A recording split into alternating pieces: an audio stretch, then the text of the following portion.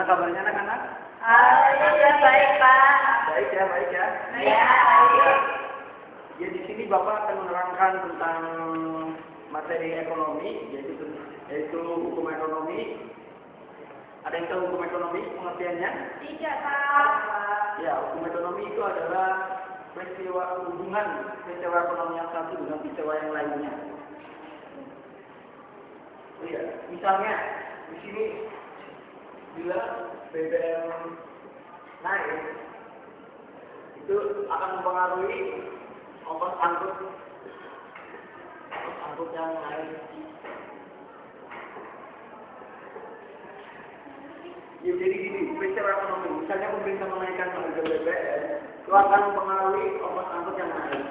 Dan misalnya ongkos angkut naik, itu juga mempengaruhi harga barang yang lain, misalnya sayur, beras, dan yang lainnya. Ya, ini Bapak juga menerangkan tentang sisi hukum ekonomi. Ada yang tahu sisi hukum ekonomi? Belum. Ya, yang pertama, hukum ekonomi akan berlaku bila keadaan yang lain itu tetap atau tidak berubah. Itu yang dinamakan Catherine Price. Yang kedua, hukum ekonomi tidak berlaku mutlak. Hal ini disebabkan karena hukum ekonomi itu beritik tolak dengan tingkah laku manusia dan pola masyarakat. Di ciri yang kedua itu ada 3 hal yang menyebabkan hukum ekonomi tidak berlaku mutlak.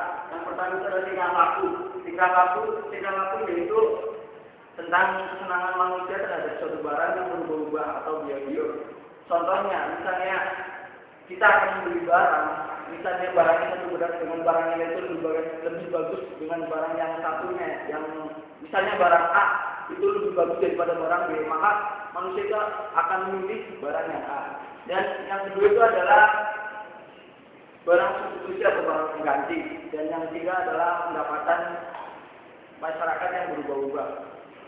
Dan yang terakhir Bapak akan menerangkan tentang hubungan peristiwa ekonomi. Yang pertama adalah hubungan kausal dan yang kedua adalah hubungan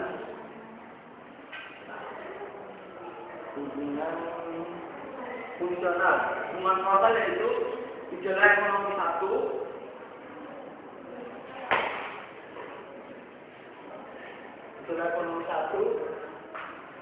itu akan menimbulkan gejala ekonomi kedua. Ekonomi yang kedua. Tapi gejala ekonomi yang kedua itu tidak mempengaruhi gejala ekonomi yang satu. Berbeda dengan gejala hubungan fungsional.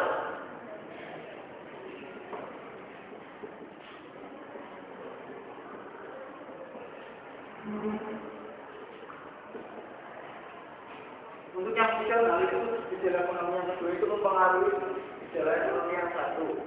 Ya, ini yang dapat Bapak sampaikan. Terima kasih. Assalamualaikum warahmatullahi wabarakatuh. Waalaikumsalam.